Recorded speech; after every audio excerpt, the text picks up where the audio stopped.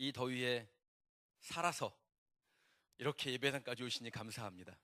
목사님들이, 제가 아는 목사님들 그러시더라고요. 교인들이 요즘 일찍 와요 그러는 거예요. 교회가 제일 시원하다고.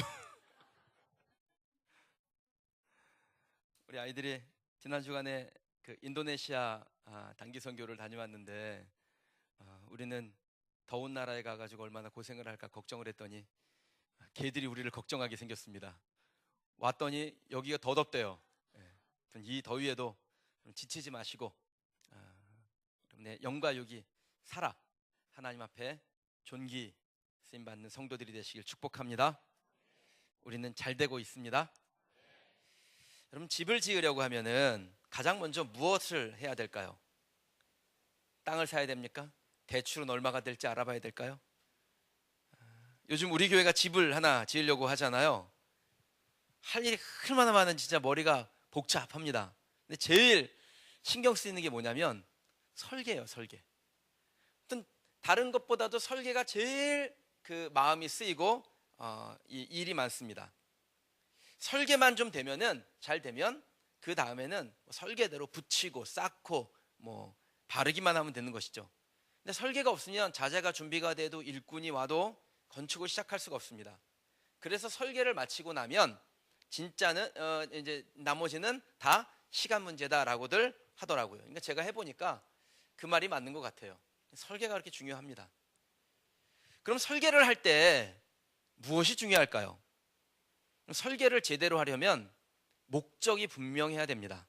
집을 건축하겠다면 그 건축의 목적이 무엇인지 그것이 분명해야 설계가 그에 맞게 나오겠죠. 자동차를 만들 때도 뭐 기계를 만들 때도 아무튼 무엇을 할 때도 목적이 무엇이냐에 따라서 설계가 달라지게 되어 있습니다. 우리네 인생들도 마찬가지죠. 사람이 살아가는 목적이 무엇이냐에 따라서 그 사람의 인생의 설계도가 달라집니다. 내가 왜 사는지, 무엇을 해서 사는지가 정해져야 인생의 설계도가 그려지는 것입니다. 사랑하는 여러분, 여러분은 인생의 설계도 가지고 계십니까? 가지고 계시다면 어떤 설계도를 가지고 계십니까?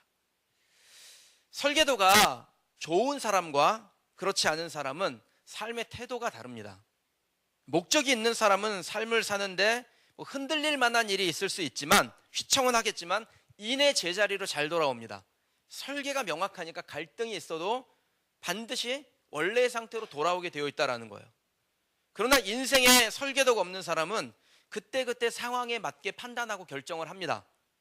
그래서 순간적으로 매우 지혜로운 선택을 한 것 같아요. 그런데 나중에 그림을 쫙 다 붙여놓으면요, 이게 우스꽝스러운 그림이 만들어집니다. 자녀 교육을 할 때도 역시 마찬가지죠. 자녀 교육에 분명한 청사진, 설계도가 있는 사람은 또 주변에서 뭐라고 하건 간에 교육의 어떤 뭐 방식이 이렇게 입시 교육이 제도가 바뀌건 어쩐 간에 흔들림이 없어요. 꿋꿋하게 자기의 목적대로 교육 철학을 가지고 밀고 나갑니다. 그런데 그게 없는 사람은 어떻게 됩니까? 이 사람이 이 말하면 혹하고 저 사람이 저 말하면 혹하죠. 그래서 여기 학원 좋다 그러면 여기 학원 보내고, 저기 학원 좋다 그러면 저기 학원 보내고, 그렇게 가서 학원에 관리비 내주고 다니는 겁니다. 특수 목적고 좋다고 하니까 특수 목적고 보내요. 그러면 특목고 나오면 어떻게 됩니까? 특수 목적 대학교 가야 되죠. 특수 목적 대학교 나오면 어떻게 됩니까? 특수 목적 직장 가야 되죠. 그렇게 특수 목적 직장 다니다가 은퇴해가지고 특수 목적 화장장 갔다가 특수 목적 낙골당으로 딱 가는 게 그런 사람들의 인생이라는 거예요. 사랑하는 여러분, 저와 여러분들은 그런 이상한 그림을 그리는 설계도를 가지고 있는 사람들이 아닙니다. 우리는 하나님의 계획과 하나님의 목적을 이뤄가기 위한 위대한 사명을 받은 사람인 줄 믿습니다. 이 위대한 사명이 희박한 사람은요, 별 도움이 안 되는 일에 목숨을 걸어요. 오늘 이렇게 오시면서 왜 강대상을 치웠지? 저기다 보냈지? 조금만 올려놨지? 그렇게 생각하실 텐데 이거 치운 이유 있습니다. 우리 아이들이 레디컬 갔다 와가지고요, 여러분들한테 어떻게 사역했는지를 보여줘야 되잖아요. 그런데 뭘 할래 그랬더니 여기서 막 찬양에 맞춰서 춤을 추겠다 그랬어요. 그러면 강대상을 치워야지. 근데 어떤 분들은 아니 주일에 강대상을 치우면 어떡하니, 강대상 이 귀한 이 엄숙한 강대상을 치우면 어떡합니까? 뭐 이런 거에 굳이 마음을 두시는 분이 있어요. 여러분, 세계 교회 중에 강대상 없는 교회가 강대상 있는 교회보다 훨씬 많습니다. 왜 강대상이 없는 줄 아세요? 돈이 없어서.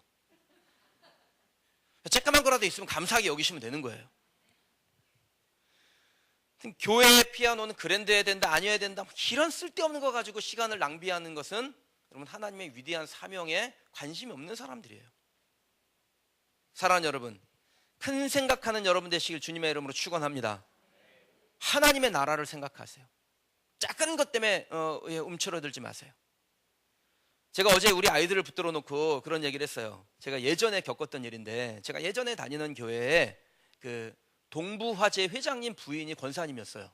근데 그분이 가끔 교육자들을 불러가지고 밥을 이렇게 사고 그랬어요.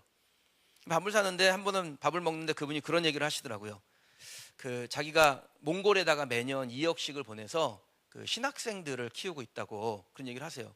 그래서 그때만 해도 억소리가, 요즘도 억하면 억소리 나잖아요. 2억씩 보낸다고 하니까 억했죠. 그래서 어떻게 이런 정말 크고 놀라운 위대한 일을 하시나요? 그랬더니 그 권사님이 듣는데 기분 되게 나빴는데, 제 마음에 그게 벌써 몇 년 전이에요. 2000년 정도 됐었던 일이니까 한 17년, 8년 정도 된 일이죠. 그분이 딱 그런 얘기를 하세요. 정색을 딱 하고, 목사님, 앞으로 200억도 움직이실 분이 2억 가지고 그렇게 말씀하시면 안 되죠. 그 얘기를 하는데 제가 가슴에 총 맞은 것 같았어요. 내가 하나님, 이 크신 하나님을 섬긴다고 하면서, 그래, 겨우 2억 보내서 몽골에 신학교 세운 걸 가지고 그렇게 감탄하고 놀라고 뒤로 자빠지니 내가 이렇게 수모를 당하는구나. 나 사실 그날 수모 당했다고 생각했거든요. 여러분, 하나님께서는 우리의 생각과 우리의 예상을 뛰어넘는 일을 하시는 분이세요.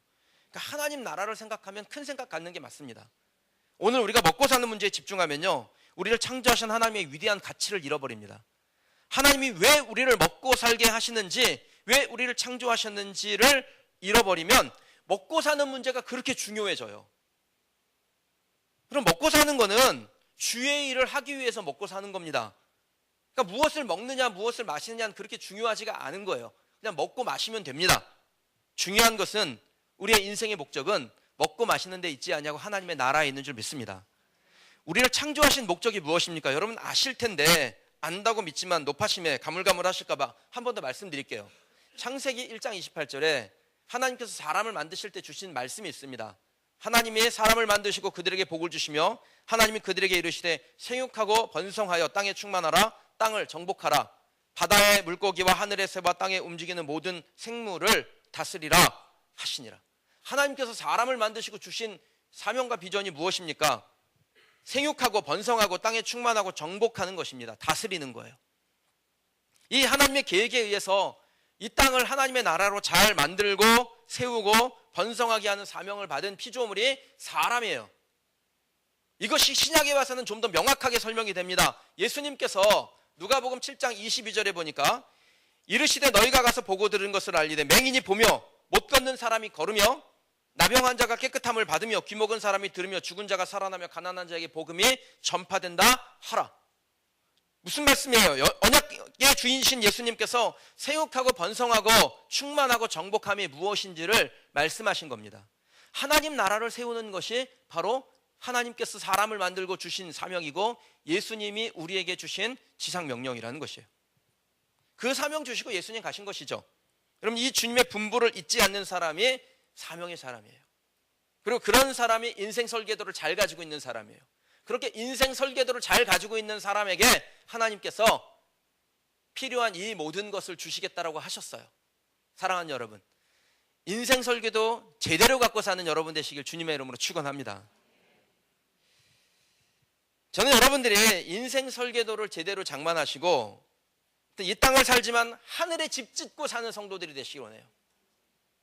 많은 사람들이, 교인들조차도 주님을 따른다고 하면서 쓸데없는 일에 쓸데없는 집을 짓느라 시간과 물질과 열정을 낭비를 합니다.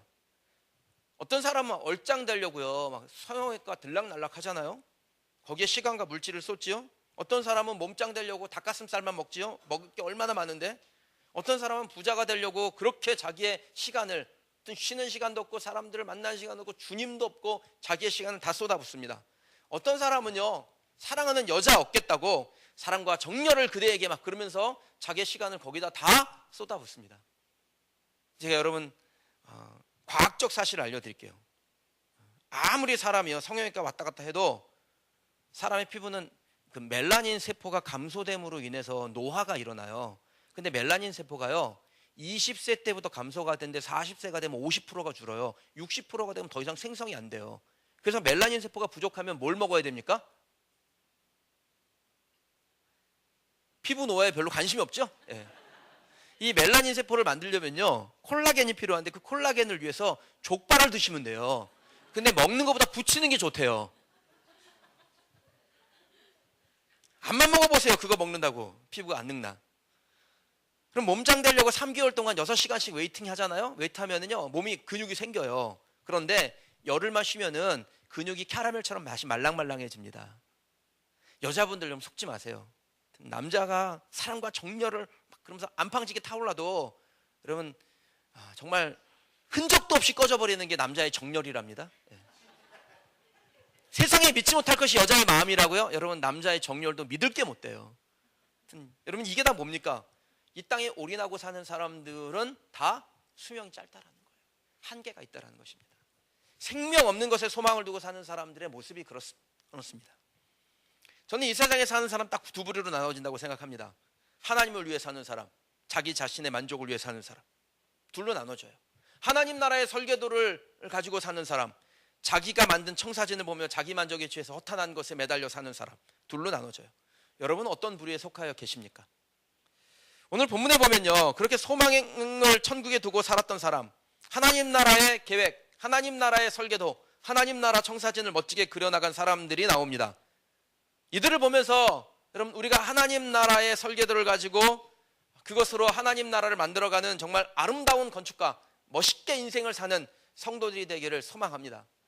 오늘 주신 말씀이 여러분에게 다시 한번 우리의 인생의 삶의 방향을 결정하는 기회가 되기를 주님의 이름으로 축원합니다. 하나님 나라 설계도를 가지고 사는 사람들의 특징이 뭘까요? 여러분, 하나님 나라의 설계도를 가지고 사는 사람들의 첫 번째 특징은 하나님 나라의 설계도를 받았으니까 그것을 나눠요. 내 주변에 있는 사람들과 나눕니다. 1절 말씀 같이 한번 읽어보실게요. 읽겠습니다. 서로가 그침에 바울은 제자들을 불러 고난 후에 작별하고 떠나 마게도냐로 가니라. 아멘. 그럼 바울이 에베소에서 소요가 일어났는데 예수 믿는 사람들을 막 반대하는 폭동이 일어났습니다. 근데 그 폭동이 이제 좀 잠잠해진 다음에 거기에 남아있는 제자들에게 권고한 후에 에베소를 떠나요. 뭐 그냥 보기에는 특별할 게 없죠. 갈 길 갔나 보구나. 그런데 여러분, 그 당시 상황을 한번 곰곰이 생각해 보세요. 19장에 보면 이 후반절에 에베소에 일어난 기독교인들을 반대하는 큰 폭동이 설명되어 있는데 하나님께서 물론 잠잠하게 해주셨어요. 그러나 한 번 폭동이 일어난 이상 긴장을 안 할 수가 없죠. 또 무슨 일이 일어날지 어떻게 압니까? 그런데 바울은요, 그 폭동이 잠잠해진 다음에 아직 불안하고 힘든 시기였음에도 불구하고 에베소의 제자들을 남겨놓고 그들에게 하나님 나라 설계도 딱 건네준 다음에 자기의 갈 길을 갑니다. 복음의 여정을 떠납니다. 그러니까 대단한 용기예요. 다른 사람 같으면요, 안 되겠다, 불안해서 지금 떠나는 건 안 되겠다, 이 사람들한테 내가 어떻게 이 교회를 맡기고 가겠어, 내가 좀 있어야지, 내가 좀 지켜야지, 이런 생각 안 하겠어요? 근데 바울이 그렇게 하지 않았다는 겁니다. 제자들에게 에베소 교회 딱 맡기고 하나님 나라 설계도 건네주고 그리고 복음의 여정을 떠납니다. 그럼 물론 에베소에 남아있는 제자들이 넘어질 수도 있겠죠. 예상치 못한 또 다른 위험이 찾아올 수도 있습니다. 그러나 바울이 떠나요. 그럼 바울이 그렇게 떠날 수 있는 이유가 무엇일까요?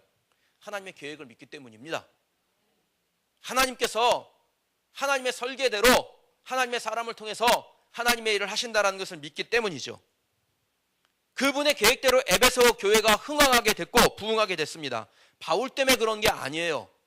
하나님이 하신 거예요. 누가가 그 사실을 분명하게 증거해요. 19장 11절에 하나님이 바울의 손으로 놀라운 능력을 행하게 하시니, 하나님께서 바울의 손으로 놀라운 능력을 행하게 하셨다고 했어요. 바울이 한 게 아니라 하나님이 하신 거예요. 다만 바울은 그의 손만 하나님께 드렸을 뿐입니다.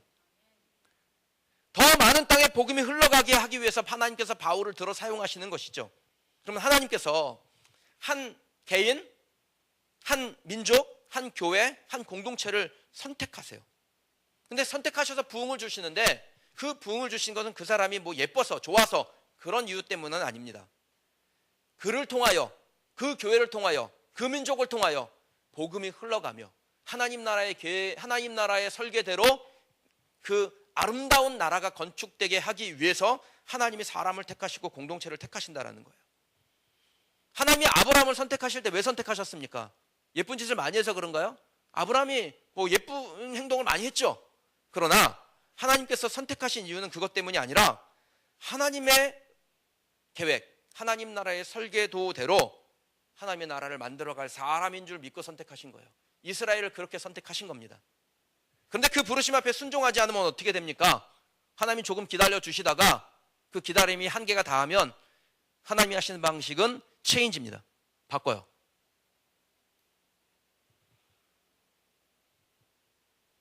저는 성도들에게 인생을 좀 진지하게 생각하라고 말씀드리고 싶습니다. 여러분들이 하나님을 위해서 살아가는 것을 진지하게 생각하셔야 돼요. 주님을 위해서 살라고 말씀드리고 싶어요. 하나님을 자신의 돈벌이 수단으로 이용하려고 하는 인간의 고질적인 본성, 이게 사람이 가지고 있는 고질적인 본성이에요. 하나님을 나의 돈벌이로 이용하려고 하는 거. 내가 좀 건강해 보려고, 내가 좀 돈 좀 벌어보려고, 내가 뭔가 명예를 좀 얻어보려고, 힘을 가져보려고 하나님을 이용한다고요. 그 고질적인 본성을 깨트리는 말씀 앞에 저와 여러분이 서야 됩니다. 바울이 디모데에게 이렇게 권면을 합니다. 내가 이 세대에서 부한 자들을 명하여 마음을 높이지 말고 정함이 없는 재물에 소망 두지 말고 오직 우리에게 모든 것을 후히 주사 누리게 하시며 선을 행하고 선한 사업을 많이 하고 나누어 주기를 좋아하며 너그러운 자가 되게 하라. 이것을 가리키라는 거예요. 제가 그럼 이 설교를 통해 여러분에게 그것을 가리키는 것입니다. 주님을 위해서 사시라고요. 나 자신을 위해서 살지 말고 나를 위해서 하나님 이용하지 말고 여러분 주님을 위해서 살라고 여러분에게 말씀드리는 것입니다. 우리가 이 땅의 것에 소망을 두면 천국의 소망이 줄어듭니다. 저는 여러분에게 천국의 소망이 줄어드는 일을 하라고 말씀드리지 않습니다. 우리 인생에 아무런 유익이 없는 것입니다. 천국의 소망 두고 사는 저와 여러분 되시길 주님의 이름으로 축원합니다. 사람이요, 왜 신을 만드는지 아세요? 진짜 신이 많잖아요. 우리는 하나님만 섬기지만 이 땅에 보면은 오만 신이 다 많습니다. 왜 신이 많은지 아세요? 사람이 자기의 유익을 위해서 신을 만들어요. 없는 신을 그렇게 만드는 겁니다. 나를 지키고자 신을 만들고 숭배합니다. 이스라엘 백성들이요, 시내 산에서 모세가 하나님께 계명받기 위해서 올라갔을 때 약속된 기일에 내려오지를 못했어요. 그러니까 아론을 협박합니다. 뭐라고 협박했을까요? 백성이 모세가 산에서 내려옴이 더딤을 보고 모여 백성이 아론에게 이르러 말하되 일어나라 우리를 위하여 우리를 인도할 신을 만들라. 모세 곧 우리를 애굽 땅에서 인도하여 낸 사람은 어찌 되었는지 알지 못함이니라. 이 이스라엘 백성들이 하나님의 부르심 받아서 가나안으로 가는 중에 그들의 마음 가운데 무슨 생각이 있냐면 하나님은 우리를 위해서 존재한다는 생각을 가지고 있는 거예요. 그러니까 하나님이 없으니까 우리에게 뭔가가 필요하구나, 대체제가 필요하구나, 그래서 신을 만들어내라, 이 요청을 하는 겁니다. 그러면 이런 사람은요, 하나님께서 설계도를 한번 보여주시긴 하세요. 그런데 그 보여주신 다음에 그 설계도대로 행할 것을 기다리시다가 안 되면 여러분 어떻게 하실까요? 체인지 하십니다. 이게 역사예요. 더 이상 가능성이 없다고 생각되면 다른 사람, 다른 민족으로 바꾸시는 겁니다. 하나님께서 이스라엘 민족을 선택하셔서 이 구원사역, 이 위대한 하나님 나라의 계획을 실행으로 옮기시다가 이스라엘 나라가 하나님의 계획대로 설계대로 안 가니까 어떻게 하세요? 바꾸시잖아요. 민족을 계속해서 바꾸고 계세요. 저는 그 민족을 바꾸시는 이 사이클이 딱 우리나라에 와 있다라고 저는 생각해요. 그래서 제가 여러분에게 늘 기도 제목을 할 때 우리가 제사장 나라, 제사장 민족인데 이 사명 제대로 감당 안 하면 촛대가 옮겨집니다. 이 말씀 드리는 거잖아요. 그럼 하나님께서 기회 주실 때 순종하고 주님 나라 설계도대로 하나님의 집, 주의 나라 건축해가는, 집 짓는 일 잘하는 저와 여러분 되시길 주님의 이름으로 축원합니다. 이런 하나님의 계획을 아는 바울은 자기가 없어도 에베소가 하나님의 목적과 계획대로 반드시 하나님 나라답게 세워져 갈 것을 믿는 것입니다. 걱정할 게 없죠. 바울 혼자 하나님의 계획에 들어있는 사람이 아닙니다. 에베소에 남아있는 제자들도 하나님의 계획에 들어있는 사람들입니다. 그들도 하나님의 목적을 향해 계획대로 살아가고 있는 사람들이에요. 그러니까 하나님을 믿으면 하나님의 계획을 믿게 되는 것이고 하나님의 계획을 믿으면 그 계획 안에 있는 사람도 믿게 되는 겁니다. 그가 없으면 안 돼, 그 사람 없으면 안 돼. 물론 50%는 맞아요. 그 사람이 있어야 돼요. 그런데 여러분들도 있어야 돼요. 나도 있어야 돼요. 우리 형제들이 여기 있어야 됩니다. 우리는 모두 하나님의 계획 안에 있는 것입니다. 바울이 없으면 안 되죠. 동시에 에베소에 있는 제자들도 없으면 안 돼요. 그 말은 에베소에 있는 제자들이 없어도 되고 바울도 없어도 됩니다. 하나님은 하나님의 계획대로 가시니까. 사랑하는 성도 여러분, 저와 여러분들은 하나님의 목적을 향해 달려가는 사람들입니다. 그럼 우리의 모든 계획은, 우리의 모든 범사는 하나님의 목적과 계획에 맞게 움직일 때 가장 아름다운 것입니다. 하나님을 바라보면서 두려움을 이기고 서로 믿고 서로 하나님의 나라의 계획을 나누며 하나님의 나라를 지어가는 저와 여러분 되시기를 주님의 이름으로 축원합니다. 큰 위기를 만난 이 에베소 제자들에게 하나님 나라의 설계도를 나누면서 바울이 행한 일이 무엇이냐면 권면하는 것이에요. 아무튼 에베소뿐 아니라 바울은 어디 가든지 하나님의 말씀을 권면하기를 좋아했습니다. 바울이 뭘 권면했겠습니까? 우리 하나님의 나라 설계도대로 잘 지어가 봅시다. 이거 권면하는 것이죠. 성경은 그냥 제자들에게 권면했다라고 말하지 않습니다. 여러 말로 제자들에게 권했다라고 말해요. 그냥 간단하게 한마디 하고 마는 게 아니에요. 자기의 진심을 담아서, 열정을 담아서 하나님 나라를 전하는 것입니다. 제가 간혹 이렇게 대화를 나누다 보면요, 그만하고 싶다 막 이런 생각이 들 때가 있어요. 벽 보고 얘기하는 것 같다 그런 마음이 들 때가 있습니다. 열심히 하나님 나라를 외쳤는데, 그런데 말입니다, 제 생각에는 말입니다, 어쩌고 저쩌고 이럴 때가 있어요. 여러분, 그럴 때 그럼 네 마음대로 하세요. 그리고 그만하고 싶을 마음이 들까요, 안 들까요? 그런 마음이 들 때도 있습니다. 그런데 반드시 마지막에 뭘 올려놓고 냐면 복음의 한 가닥을 딱 올려놓고 와요. 왜요? 나하고 함께 하나님 나라 안 가도 누군가와 하나님 나라 함께 가겠죠. 그게 하나님의 계획 안에 있다면. 여러분이 성도들과 교제를 하시다가 도대체 내 마음과 이렇게 일치가 안 된다 그러면은 다시 한 볼 사람 이렇게 하지 마세요. 끝까지 하나님 나라의 복음을 나누세요. 하나님 나라 설교도 같이 나누는 여러분 되시길 주님의 이름으로 축원합니다. 이게 하나님 나라를 나누는 사람들, 하나님 나라의 계획 설계도를 가지고 있는 사람들의 모습입니다. 서로가 말씀으로 격려해 주는, 그래서 주님 나라를 위해서 함께 달려가는 성도들이 되시길 원합니다. 하나님께서 저와 여러분에게 먼저 주신 은혜가 있습니까? 그렇다면 그 은혜는 내 안에 담아두는 것이 아니라 잘 나누는 거예요. 잘 나누며 하나님 나라 함께 세워나가는 우리 성도들 되시기를 주님의 이름으로 축원합니다. 하나님 나라 청사진 가지고 사는 사람들의 특징이 있습니다. 두 번째는 함께 갑니다. 3절에서 4절 같이 한번 읽으실게요. 읽겠습니다. 거기에 석 달 동안 있다가 배 타고 수리아로 가고자 할 그때 유대인들이 자기를 해하려고 공모함으로 마게도냐를 거쳐 돌아가기로 작정하니 아시아까지 함께 가는 자는 베레아 사람 부로의 아들 소바더와 데살로니가 사람 아리스다고와 세군도와 더벳 사람 가이오와 및 디모데와 아시아 사람 두기오와 드로비모라. 아멘. 그러면 하나님 나라의 청사진을 품고 사는 사람들은요, 주님의 일에 함께 해요. 함께 갑니다. 뒷걸음질 안 쳐요. 도망 안 가요. 복음 들고 예루살렘을 거쳐서 로마까지 가야 되는 것이 바울의 일이었습니다. 그게 하나님 나라 계획에 만들어 놓은 바울의 인생의 끝이에요. 거기가. 그런데 바울이 그 길을 가는데 혼자 가지 않습니다. 마게도냐를 떠나서 아시아의 드로아항에 입항했는데 그와 함께한 사람들이 있었어요. 바울 혼자 간 게 아니더라고요. 함께 간 사람들의 이름이 오늘 본문에 기록되어 있습니다. 우리가 지금 좀 전에 읽은 말씀이죠. 베레아 사람 부로의 아들 소바더, 데살로니가 사람 아리스다고와 세군도, 더벳 사람 가이오와 디모데, 아시아 사람 두기고와 드로비모, 그리고 또 한 사람, 이 장면을 기록한 사도행전의 저자 누가가 거기에 있는 것입니다. 그럼 바울이 가는 길이요, 늘 핍박이 있는 길이었습니다. 그런데 그 길을 바울과 함께 가는 사람들이 있었다라는 거예요. 그 고단한 길을 함께 가는 사람들이 있어요. 제가 근데 그 중에서 아리스다고와 가이오라는 사람 좀 주목해 보고 싶습니다. 이 두 사람이요, 에베소에서 폭동이 일어났을 때 폭도들에게 붙잡혀가서 죽을 뻔했어요. 잽싸게 도망을 쳐야 되는데 도망을 못 쳤어요. 그래서 잡혀가가지고 그 원형 경기장, 연극장 안으로 끌려 들어갔습니다. 19장 29절에 보면 온 시내가 요란하여 바울과 같이 다니는 마게도냐 사람 가이오와 아리스다고를 붙들어 일제히 연극장으로 달려 들어가는지라.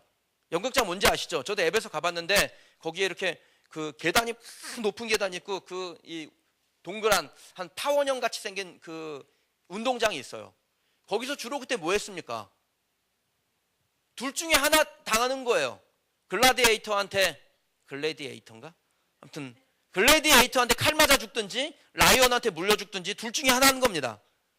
그런데 그렇게 죽을 고비를 만났는데 그럼 그 죽을 고비를 간신히 넘어선 거잖아요. 그런데 그렇게 죽을 고비를 넘기고 나면 딱 사람의 마음에 뭐가 남냐면 트라우마가 남아요. 제가 딱 1년 됐는데 작년 이맘때 우리 다음 세대들 레드컬 가기 전날 제가 그 사고가 났는데 차가 반쪽이 됐잖아요. 제가 그때 진짜 하나님께서 성령의 손으로 저를 붙잡아 주셔서 제가 깃털 하나, 새가 아니니까 깃털은 없고 솜털 하나 안 다치고 멀쩡했는데, 그때 저를 그 뒤에서 받은 차가 27톤짜리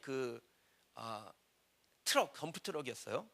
근데 지금도 이렇게 제가 앞에서 오는 트럭은 별로 겁이 안 나는데 뒤에서 오는 트럭을 그 백밀러로 딱 보면은 몸이 이렇게 움츠러들어요. 오는 속도가 느껴지고 막 저게 나를 받으면 어떡하나 그런 움츠러짐이 있어요. 요즘도 사실 그런 게 없지 않아요. 그래서 이렇게 좌회전을 하려고 이렇게 서 있거나 횡단보도에 서 있는데 막 뒤에서 그 트럭이 오면은 마치 어떻게 될 것 같은 마음이 막 들어요. 그래서 제가 아내한테 차 타고 다닐 때마다 트럭이 뒤에서 오면 저 트럭 온다, 스캐니아 27톤 트럭이네, 그러면은 제 아내가 처음엔 들을 때 좀 긍휼히 여겨주는, 요즘에는 그만 좀 해라 그래요.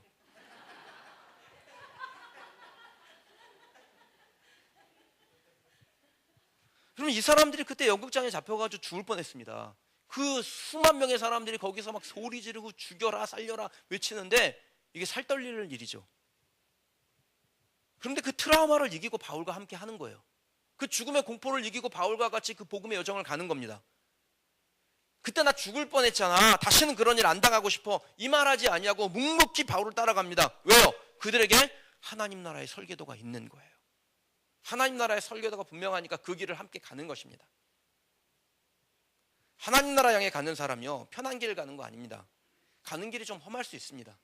그럼에도 불구하고 바울과 동행했던 사람들이 왜 바울을 따라갔습니까? 바울을 통해서 하나님 나라 설계도를 봤기 때문에, 하나님의 목적과 계획이 무엇인지를 분명하게 알기 때문에 가는 것이죠. 주변에 머뭇거리고 구경만 하는 것이 아니라 위대한 하나님의 사업에 함께 뛰어들어서 가는 것입니다. 사랑하는 성도 여러분, 오늘 이곳에 계신 저와 여러분들이 하나님께서 우리에게 보여주신 하나님 나라의 설계도대로, 청사진대로 함께 가는 성도들이 되시길 주님의 이름으로 축원합니다. 설계도 봤다고 다 가는 거 아니더라고요. 참 좋은 설계도네요, 응원합니다, 잘 될 줄 믿습니다, 이러고 많은 사람도 많아요. 그러나 오늘 이곳에 있는 저와 여러분들은 이 3년 6개월 동안 정말 산전수전 겪어오면서 여기까지 오신 여러분, 끝까지 하나님 나라 함께 가는 성도들 되시길 주님의 이름으로 축원합니다. 저는 다른 사람들은 몰라도 오늘 여기에 있는 저와 여러분들은요, 뒷짐지고 물러나 응원하는 사람이 아니라 경기장에 뛰어들어서 피 터지게 싸우고 마침내 승리의 월계관을 쓰는 플레이어가 되길 원합니다. 그게 멋있는 인생 아닙니까? 뒷짐지고 응원하면서 잘한다 하는 건 우리 스타일이 아니라고요. 여러분, 우리 스타일은 멋있게 싸우고 승리의 월계관 쓰는 겁니다. 저는 그런 성도들이 되시길 주님의 이름으로 축복합니다. 교회를 건축하는 과정 가운데 재정이 부족하죠. 당연히 부족한 거 아니에요? 그런데 저는 안 된다는 생각은 안 해봤는데 어쨌든 부족은 하니까 그래도 제 주변에 믿음 있는 사람들이 좀 보이면 그분들에게 우리 비전을 나눠요. 우리 교회가 가지고 있는 비전을 나눕니다.